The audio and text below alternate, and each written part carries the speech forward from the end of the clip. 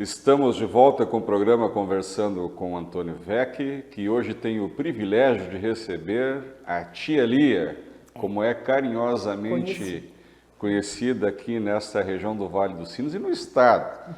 Tive eu o privilégio ainda recentemente de participar de um evento em Porto Alegre e eu só escutava a tia Lia para cá, tia Lia para lá. Ninguém falava o nome completo, né, tia Lia?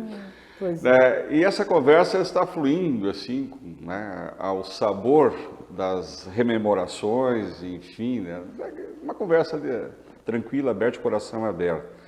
Mas a senhora é portadora de grandes experiências de vida e também pode, sobretudo para a nossa juventude, né, trazer algumas orientações, algumas sinalizações que tenho certeza que serão muito importantes.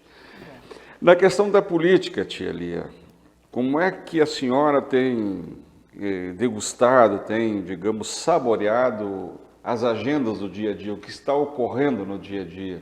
Tem algum fato que está lhe preocupando?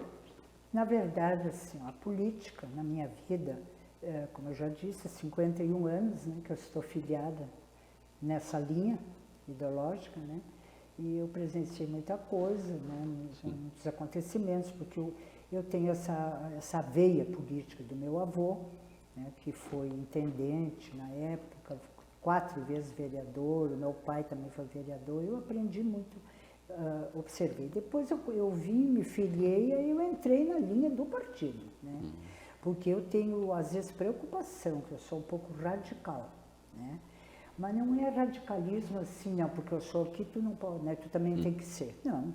Eu acho que cada um escolhe o que quer e o que acredita, né? Acredita, porque é bom que se tenha uma ideologia. Porque se a pessoa que não tem uma visão, né, política, ou ideologia, vamos dizer, né, como hoje dizem partidária, eu acho que tem um pouco demais, deveria ter menos partidos. Né? Isso aí prejudica um pouco, né? Mas o radicalismo, né, que a senhora fala, na verdade, pelo pouco que eu lhe conheço, e eu tive o privilégio de presenciar algumas falas suas importantes aí pelo estado afora, na verdade, tia Lia, se a senhora me permitir, é claro, eu diria que são convicções, né? É mais bonita a palavra. São convicções, Gostei. são convicções, né? E aí eu quero chamar a atenção do nosso telespectador que a vida é muito complicada se nós não tivermos convicções. Muito bem. Convicções, mas sempre também, né, aquele preparo, aquela disposição para fazer, né, desde que com bons argumentos, as correções de rumo que se colocam. Ter convicções não significa estar fechado para o mundo ou para ideias boas, né, tia Lia? Não, e outra coisa também, se eu tenho a minha convicção, o outro também tem. A sua. Então, cada um tem a sua. E eu acho que fundamental nisso tudo é também respeitar o outro.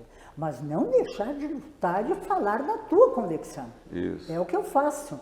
Às vezes a conversa vai, mesmo num ambiente social, num ambiente voluntário que eu trabalho, a conversa vai e tá, não, porque isso, porque aquilo. Não, eu acredito nisso, agora você acredita naquilo. Se encontra isso, né? Exato. Mas tudo bem, então vamos procurar caminhar juntos, né? Isso. Que não é fácil. Então eu me preocupo um pouco hoje em dia, porque além de ter muitos partidos que oferecem várias convicções, então, que eu adorei esse termo, vou batizar agora isso, não é mais tanto o radicalismo. Gostei e vou ficar naquilo ali. Não sou mais radical, eu sou convicta. Tem convicções. Sou convicta, Então, assim, é difícil porque a gente encontra pessoas que não estão definidas, né?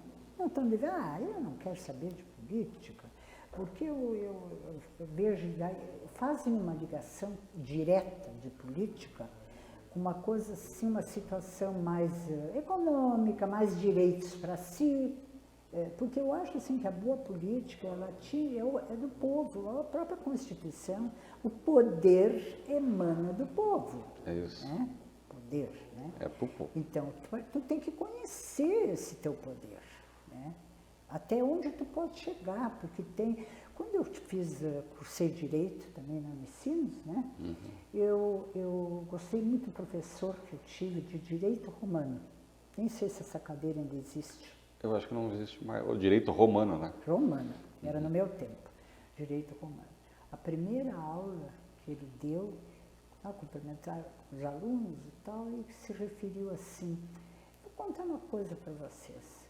Havia um grande deserto, e lá estava uma pessoa feliz, sozinha, dizendo: isso aqui é meu. Como é que eu disse? O deserto é meu. Era meu, é meu, eu que mando, eu que caminho. Mas ele foi caminhando, enxergou no chão algumas outras pegadas. Outros passos. Opa, mas aqui já teve gente, não é só meu. Professor ilustrando a aula, Sim, né? Isso. Então, a conclusão era assim: o meu direito termina quando começa o direito do outro. Né? Se eu estou aqui caminhando, mas já teve gente, então não é só meu. É verdade. Né? Então, eu uso muito isso. Se eu tenho direito a alguma coisa, eu tenho que respeitar o direito que o outro também tem. É exatamente. Agora, não vou deixar de defender o meu direito. Exato. Isso também eu faço na política. É exatamente isso. E quem me conhece sabe como é que a tia Lia é. Tia Lia, aproveitando que a senhora também passou pela Faculdade de Direito, né? E tendo em vista que estamos aqui falando sobre as liberdades também, e é uma tônica nossa, né? O Norberto Bobbio, né, que foi um eminente jurista italiano, ele disse assim, ó: uma coisa é o mundo visto da praça, a outra da janela do palácio. Pontos de vistas, né, não... Completamente. É isso. Né? Tudo para dizer aos nossos telespectadores que a vida é assim mesma. Dependendo do topos, do lugar que você está situado, da cultura que você obteve, das experiências que viveu, da formação que teve, dos desejos que tem, você tem uma visão de mundo e algumas convicções. E quem está do outro lado tem também as suas visões de mundo, as suas convicções. Eu, né? às vezes, assim, a própria minha família diz isso: ai, tu é demais, né? Acredita muito, né? Mas isso é a minha convicção. Né, tia Lia? E essas aí, ó, elas às vezes elas se contrapõem, mas no contexto delas tem um conjunto de realidades que interessa a todos e é relevante para todos, ao redor do qual se pode convergir.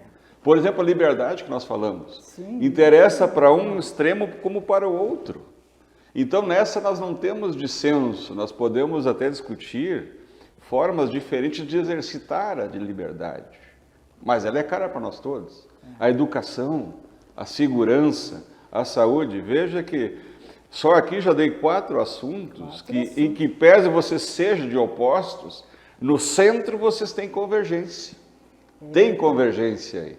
Eu fico muito satisfeita, muito feliz, aproveito, agradeço já esse convite, né, de participar desse programa, porque eu estou vendo também que nós, como colegas, né, estamos com uma possibilidade de colocar pessoas à frente de uma sociedade, de uma comunidade, de um empreendedorismo, Sim. pessoas que saibam, que dizem o que deve ser dito e que conhecem.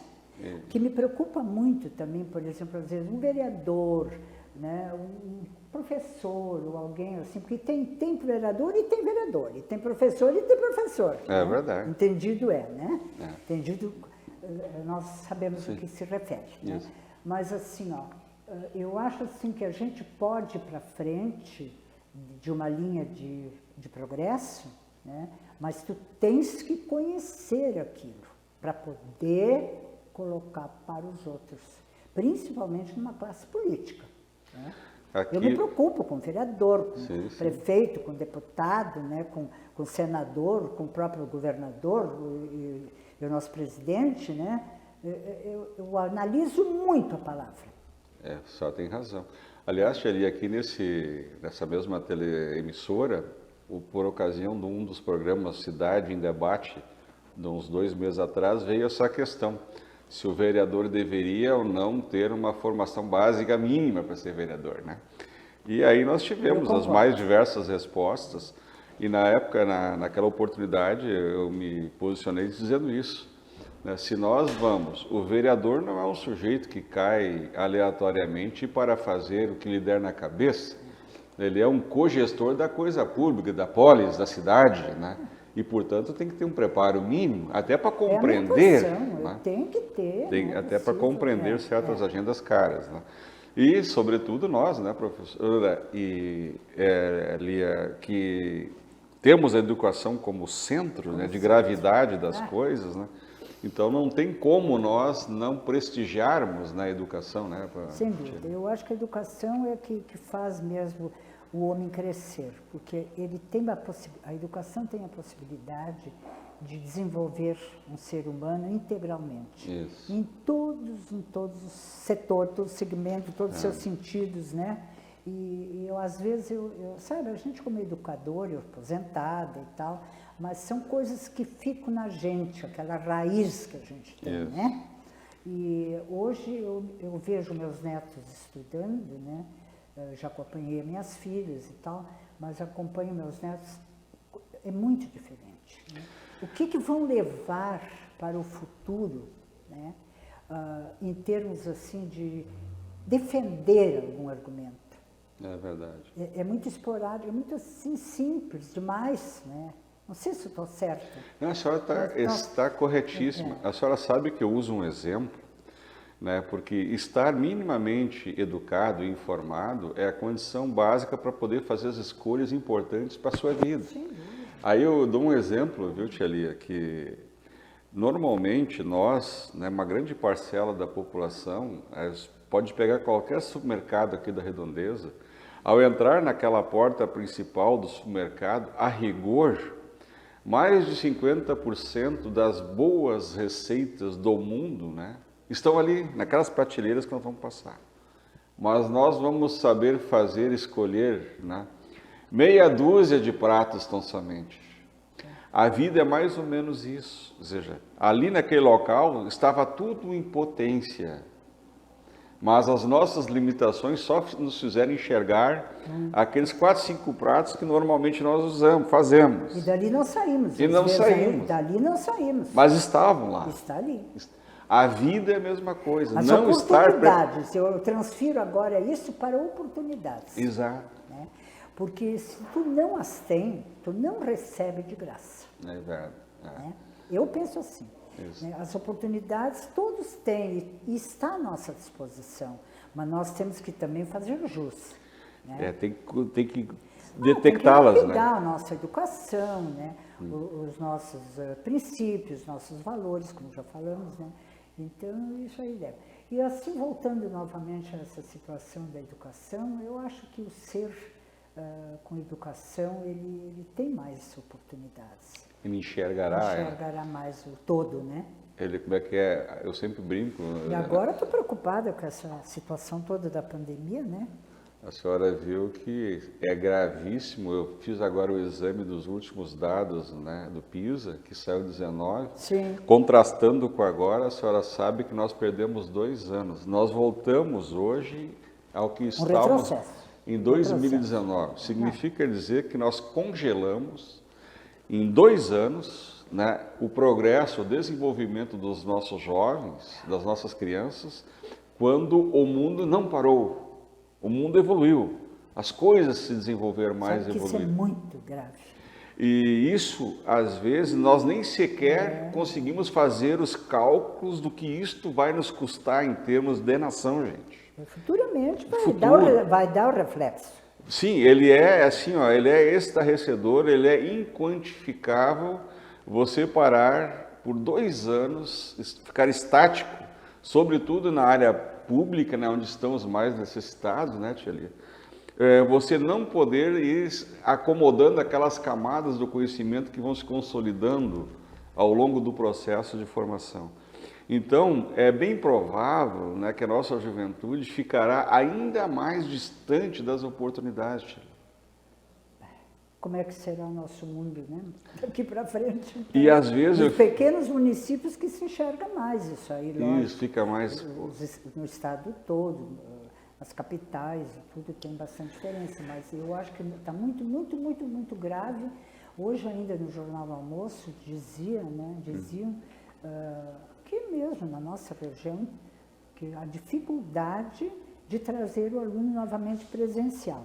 Aí o aluno chega presencial, né, já não é mais como ele era, ele não entende mais quase nada, porque não teve aquela base continuada, né? Sim, sim. E então eu acho que nós, vamos dizer que temos um cidadão como o senhor aí, um conhecedor, o nosso futuro candidato, nosso, né, deputado federal, né, deve realmente estar pensando também como vamos fazer com esses nossos alunos, Tá né, certo.